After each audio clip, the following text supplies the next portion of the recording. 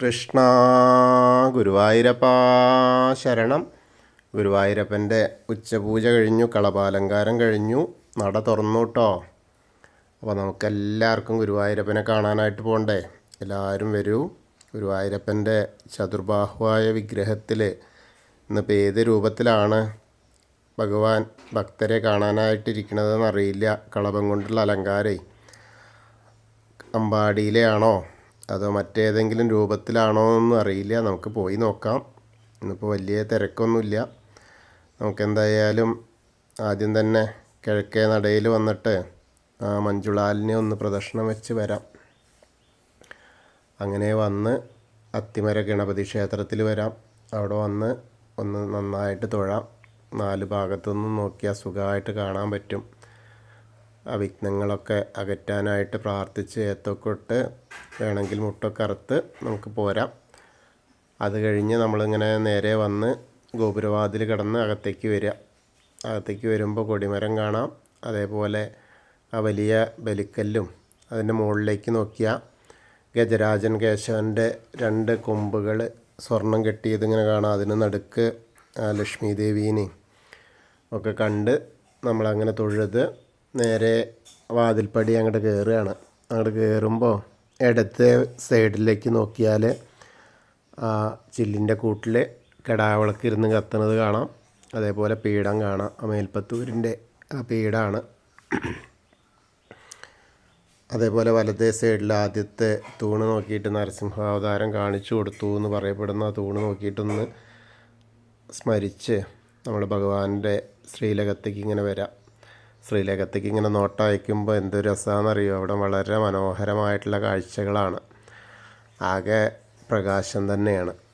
സ്വർണത്തിൻ്റെയും വെള്ളിയുടെയൊക്കെ വിളക്കിലിങ്ങനെ നെയ്യ് പകർന്നിട്ട് അതിൽ ദീപം നിറച്ച് നിറദീപം ഇങ്ങനെ കത്തുമ്പോൾ എന്താ രസം ഉണ്ടാവുക. അതേപോലെ തന്നെ ആ കളഭം കൊണ്ട് ഉള്ള അലങ്കാരങ്ങളൊക്കെ ആയിട്ട് ഇങ്ങനെ വരുമ്പോൾ വളരെ മനോഹരമല്ലേ കാഴ്ച. അപ്പോൾ നമുക്കിങ്ങനെ കാണാൻ പറ്റുന്നത് ഉണ്ണിയുടെ കാൽപാദങ്ങൾ കാണാണ്ട് അതിൻ്റെ മുകളിൽ കാൽ തളകൾ അണിഞ്ഞിട്ടുണ്ട്.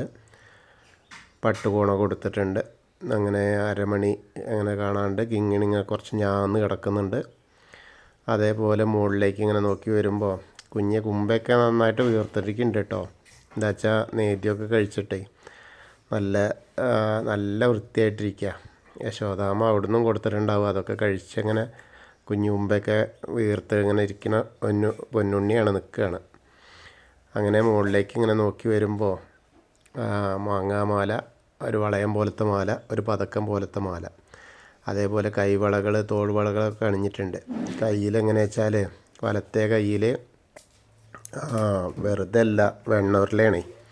ആ വെണ്ണ കഴിച്ചതിൻ്റെ ചിരിയാണ് കാണുന്നത്. അതാണ് മുഖത്തുള്ള ചിരി. ഇടത്തെ കയ്യിലാണെങ്കിൽ ഓടക്കുഴലും ഉണ്ട്. അപ്പോൾ പിന്നെ എന്താ ചിരിക്കാതിരിക്കുമോ? നല്ല പുഞ്ചിരിയാണ്.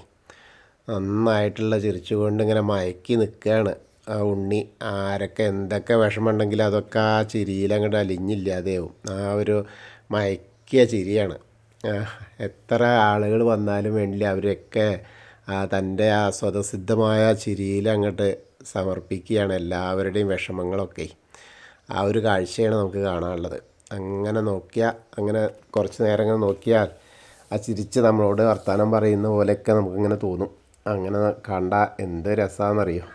അങ്ങനെ മുകളിലേക്ക് ഇങ്ങനെ നോക്കിയാൽ പീലിത്തിരിമുടിമാല ഉണ്ട്. അതേപോലെ കളഭം കൊണ്ട് കിരീടം ചാർത്തിയിട്ടുണ്ട്. അതിന് മുകളിലാണ് തിരുമുടിമാല കെട്ടിയിട്ടുള്ളത്. അത് 2 തിരുമുടിമാല ഉണ്ട്. വെളുത്ത പൂവും തുളസിയായിട്ടുള്ളതും തെച്ചിയായിട്ട് ഇടയ്ക്ക് ഇങ്ങനെ. അതേപോലെ അതിൽ ചെവിപ്പൂക്കൾ വെച്ചിട്ടുണ്ട്. ഗോപി തിലകം വെച്ചിട്ടുണ്ട്. നല്ല രസം. ആ ചിരിയാണ് ഏറ്റവും കൂടുതൽ രസം. ആ വെണ്ണൂരിലെ ഇങ്ങനെ കൈ കഴിച്ചിട്ടുള്ള ആ ഒരു കയ്യിലിങ്ങനെ വെച്ചിരിക്കുകയാണ്. ആ ഒരു കാഴ്ചയാണ്. അപ്പോൾ ഇനിയിപ്പോൾ എന്തായാലും ആർക്കാ വേണ്ടിച്ചാൽ തരാമെന്നൊക്കെ പറഞ്ഞിട്ടാണ് ഇരിക്കുന്നത്. അപ്പോൾ നന്നായിട്ട് കാണാനുണ്ട് കേട്ടോ. നമുക്ക് ഇപ്പോൾ ഭഗവാന്റെ ശ്രീലകത്തേക്ക് നോക്കിയിട്ട് ആ സോപാനപ്പടിയിൽ നിന്ന് തൊഴുകയാണെന്ന് അങ്ങനെ വിചാരിക്കുക മനസ്സുകൊണ്ട്. എല്ലാവരുടെയും മനസ്സ് ഇങ്ങനെ വരിക എൻ്റെ കൂടെ. എന്നെ എപ്പോഴാണോ കേൾക്കുന്നത് ആ സമയത്ത് ഭഗവാന്റെ തിരുനടയിലാണ്, ആ സോപാനപ്പടിയിലാണ് എന്നിങ്ങനെ മനസ്സിൽ വിചാരിച്ച് ആ ഭഗവാന്റെ ആ ശ്രീലകത്തുള്ള ആ ഉണ്ണിയുടെ ആ വെണ്ണക്കണ്ണൻ്റെ രൂപം ഇങ്ങനെ മനസ്സിലേക്ക് വിചാരിക്കുക. എന്നിട്ട് അങ്ങോട്ട് ധ്യാനിക്കുക. അപ്പോൾ നമ്മൾ എന്താണോ നമ്മൾ ആഗ്രഹിക്കുന്നത് ആ ആഗ്രഹങ്ങളൊക്കെ അവിടെ അങ്ങോട്ട് സമർപ്പിക്കുക. അപ്പോൾ പിന്നെ അതിനുള്ള പ്രതിവിധി അവിടുന്ന് തന്നെ അങ്ങോട്ട് അനുഗ്രഹിച്ച് തരും. അങ്ങനെ നമ്മൾ അവിടുന്ന് പ്രാർത്ഥനയൊക്കെ കഴിഞ്ഞ് ഇറങ്ങി അഗ്നികോളിലുള്ള ബലിക്കല്ല് നോക്കി തൊഴാം. പിന്നെ തിടപ്പള്ളി നോക്കി തൊഴുത്, അതേപോലെ ചുവരിൻ്റെ മുകളിലുള്ള ആലിലക്കണ്ണനെയൊക്കെ കണ്ട് തൊഴുത് ഗ്രില്ലിൻ്റെ അപ്പുറത്തേക്ക് വന്ന സപ്തമാതാക്കളെയൊക്കെ കണ്ട് തൊഴാം. അവിടെ നിന്നൊന്ന് പ്രാർത്ഥിച്ച് ഗണേശൻ്റെ അടുത്തേക്ക് വരിക. വളരെ സുഖമായിട്ട് തൊഴാം, യാതൊരു തിരക്കുമില്ല. അങ്ങനെ വന്ന് നോക്കുമ്പോൾ ഒന്ന് ഗണേശന് ഇതേമാതിരി കിരീടമൊക്കെ വെച്ചിട്ടുണ്ട്. നന്നായിട്ട് തന്നെയാണ് ചാർത്തൊക്കെ ആയിട്ട് മുഖമൊക്കെ ചാർത്തിയിട്ടുണ്ട് കളവും കൊണ്ട്. നന്നായിട്ടുള്ള ചാർത്തല, കൊമ്പ് തുമ്പിക്കൈയൊക്കെ ഇങ്ങനെ കളപ്പം കൊണ്ട് ഇങ്ങനെ ചാർത്തിയിട്ട് വലിയ മാലകളുണ്ട്, സ്വർണത്തിൻ്റെ മാലയും ചാർത്തിയിട്ടുണ്ട്. പിന്നെ ധാരാളം പൂക്കളുണ്ട്. അപ്പോൾ ഗണേശനെ പ്രാർത്ഥിക്കുക. എല്ലാവരും പ്രാർത്ഥിച്ചോളൂ കേട്ടോ. ഏകദന്തം മഹാകായം തപ്തകാഞ്ചന സന്നിപം ലംബോദരം വിശാലാക്ഷം വന്ദേഹം ഗണനായകം. അത് കഴിഞ്ഞ് സരസ്വതി ദേവീനെ പ്രാർത്ഥിക്കുക. സരസ്വതി നമസ്തുഭ്യം വരദേ കാമരൂപിണി വിദ്യാരംഭം കരിഷ്യാമി സിദ്ധിർഭവതു മേ സദാ. അങ്ങനെ അവിടെ കണ്ടു തൊഴുത് നമ്മളിങ്ങനെ വരുമ്പോൾ ആ കോർണറിലെത്തിയാൽ ചെറിയ ഗണേശനെ കണ്ടു തൊഴാം. പിന്നെ മത്സ്യം, കൂർമ്മം, വരാഹം, നരസിംഹം വരെയുള്ള രൂപങ്ങളൊക്കെ കണ്ടു തൊഴുത് മേൽശാന്തിൽ അവിടുന്ന് അർച്ചന പ്രസാദമൊക്കെ വാങ്ങിയിട്ട് ആ വാമന രൂപത്തെയും ആ ഗജേന്ദ്രമോക്ഷത്തിൻ്റെ രൂപത്തെയൊക്കെ കണ്ട് ഗരുഡാരൂഢനായിരിക്കുന്ന മഹാവിഷ്ണുവിനെയും ആനന്ദശായിയായ ആനന്ദപത്മനാഭനെയൊക്കെ കാണാം. അവിടെയും ധാരാളം പൂക്കളുണ്ട്, മാലകളൊക്കെ ഉണ്ട്. താമരമാലയൊക്കെ ചാർത്തിയിട്ടുണ്ട് വിഷ്ണുവിൻ്റെ മേലെ. അതേപോലെ ആ ബ്രഹ്മാവിനൊരു തെച്ചിയും തുളസിയും കൂടിയുള്ളൊരു മാല ചാർത്തിയിട്ടുണ്ട്. എല്ലാവരും അവിടെ പ്രാർത്ഥിക്കുക. അതിനുശേഷം ഭഗവാന്റെ ശ്രീലകത്തിൻ്റെ ശ്രീകോവിലിൻ്റെ നേരെ പുറകുവശത്തുള്ള വന്നിട്ട് സാഷ്ടാംഗം നമസ്കരിക്കുക. നമസ്കാരമൊക്കെ കഴിഞ്ഞ് ഇങ്ങനെ മുകളിലേക്ക് നോക്കിയാൽ ആ ഉഗ്രരൂപമായ നരസിംഹത്തെ കാണാം. ഭീഷ്മരുടെ ശരശയ്യൊക്കെ വരച്ചതൊക്കെ കാണാം. അതൊക്കെ കണ്ട് ശ്രീരാമചന്ദ്രനും ബലരാമനും ഭാർഗവരാമനും ഒക്കെ ഇങ്ങനെ അടങ്ങിയ ആ ദശാവതാര വിഗ്രഹങ്ങളൊക്കെ കാണാം. കണ്ണൻ്റെ അടുത്ത് വരുമ്പോൾ ഒരു തുളസിമാല ചാർത്തിയിട്ടുണ്ട്. പിന്നീട് നമ്മൾ മുരുകൻ്റെ അടുത്ത് വരുമ്പോൾ ഭസ്മവും മാത്രമേ ഉള്ളൂ. പിന്നെ ഹനുമാൻ സ്വാമിയുടെ അടുത്തേക്ക് വരുമ്പോൾ ഇന്നിപ്പോൾ കാര്യമായിട്ടുള്ള ഒന്നുമില്ല. ഒരു ലിഖിതമാല മാത്രം ആരോ ചാർത്തിയിട്ടുണ്ട്, വേറൊന്നുമില്ല. നമുക്ക് ഹനുമാൻ സ്വാമിയെ പ്രാർത്ഥിക്കാം. ത്വമസ്മിൻ കാര്യനിര്യാഗേ പ്രമാണം ഹരിസത്തമ ഹനുമാൻ യജ്ഞമാസ്തായ ദുഃഖക്ഷയകരോ ഭവ മനോജവം മാരുതതുല്യവേഗം ജിതേന്ദ്രിയം ബുദ്ധിമതാം വരിഷ്ഠം വാതാത്മജം വാനരയൂതമുഖ്യം ശ്രീരാമദൂതം ശിരസാ നമാമി. ബുദ്ധിർബലം യശോധൈര്യം നിർഭയത്വം അരോഗത അജാഡ്യം വാക്പടുത്തം ഹനുമസ്മരണാത് ഭവേത്. ഓം നമോ ഭഗവതേ ആഞ്ജനേയായ മഹാബലായ സ്വാഹ. അങ്ങനെ ഹനുമാൻ സ്വാമീനെയും അതേപോലെ രാധാകൃഷ്ണ വിഗ്രഹവും ആ കാളിയമർദ്ദന രൂപവും അതേപോലെ ആ വെണ്ണക്കണ്ണനെയൊക്കെ കണ്ട് തൊഴുത് ശ്രീകോവിലിൻ്റെ ആ ഓവിൻ്റെ അവിടെ വന്ന് പ്രാർത്ഥിക്കാം. ഓവിൻ്റെ അവിടെ ഒന്ന് പ്രാർത്ഥിച്ച് താമരക്കണ്ണനെ, കൽപ്പവൃക്ഷത്തിൻ്റെ ചുവട്ടിലിരിക്കുന്ന താമരക്കണ്ണനെ കണ്ട് തൊഴാം. അവിടുന്ന് അങ്ങനെ മുകളിലേക്ക് ഇങ്ങനെ വന്ന് നോക്കിയാൽ കൊടിമരം കണ്ട് തൊഴാം. പിന്നെ താമരക്കണ്ണനെ, കൽപ്പവൃക്ഷത്തിൻ്റെ ചുവട്ടിലിരിക്കുന്ന താമരക്കണ്ണനെയൊക്കെ കണ്ട് തൊഴുത് ഗ്രില്ലിന് അപ്പുറത്തേക്ക് നോക്കിയാൽ മണിക്കിണറും അതേപോലെ നൃത്താറയൊക്കെ കാണാം. നൃത്താറയിലെ കിടാവിളക്കിരുന്ന് കത്തുന്നത് കാണാം.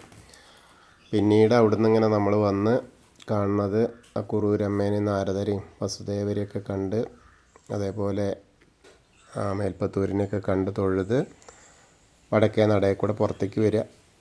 എന്നിട്ട് ആ ചന്ദനവും തീർത്തൊക്കെ വാങ്ങിയിട്ട് നേരെ ഇടത്തരികത്ത് കാവിൽ ഭഗവതീനെ കാണാനായിട്ട് പോവാം. ഭഗവതിയുടെ അവിടെയൊക്കെ തിരക്ക് കുറവ് തന്നെയാണ്, എന്നാലും അവിടെ നമുക്ക് വന്നത് കാണാം.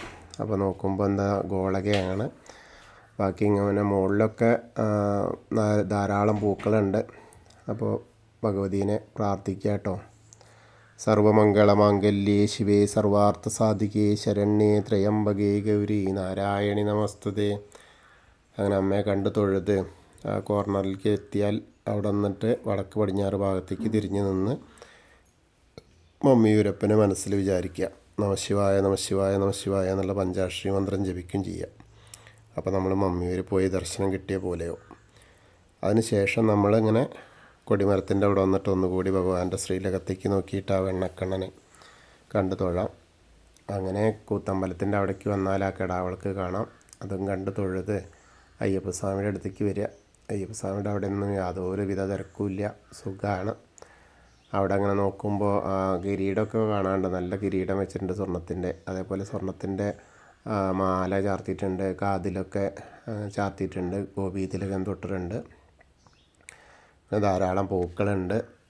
അപ്പോൾ നല്ല രസമായിട്ട് തന്നെയാണ് കാഴ്ച. അപ്പോൾ എല്ലാവരും അയ്യപ്പസ്വാമി പ്രാർത്ഥിച്ചോളൂ. ഭൂതനാഥ സദാനന്ദ സർവഭൂതദയാപര രക്ഷ രക്ഷ മഹാബാഹു ശാസ്തയേ സ്തുഭ്യം നമോ നമ. അങ്ങനെ അവിടെ കണ്ട് തൊഴുത് അങ്ങനെ വന്ന് പ്രദക്ഷിണമായിട്ട് വന്ന് പടിഞ്ഞാറ നടയിലുള്ള ദീപസ്തംഭത്തിൻ്റെ മുകളിലുള്ള വേണുഗോപാലിനെ കണ്ട് തൊഴാം.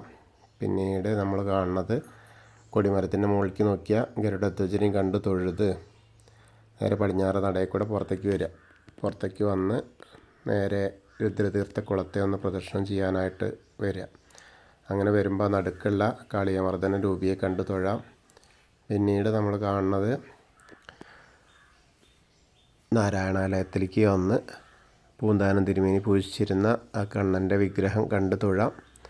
പിന്നെ അവിടുന്ന് ഇങ്ങനെ വന്ന് ദേവിയുടെ അവിടെയും അതേപോലെ വലിയ ദീപസ്തംഭത്തിൻ്റെ അവിടെ വന്നിട്ട് ഭഗവാന്റെ ശ്രീലകത്തേക്ക് നോക്കി ഒന്നുകൂടി പ്രാർത്ഥിച്ച് തെക്കേ നടയിലുള്ള കൂവളത്തെ ഒന്ന് പ്രദക്ഷിണം ചെയ്യാനായിട്ട് പോവുക.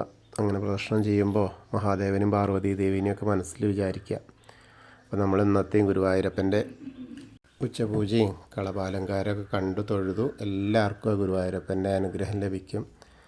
കൃഷ്ണായ വാസുദേവായ ഹരയേ പരമാത്മനെ പ്രണതക്ലേശനാശായ ഗോവിന്ദായ നമോ നമഃ. ഹരേ കൃഷ്ണ. ഗുരുവായൂരപ്പാ ശരണം.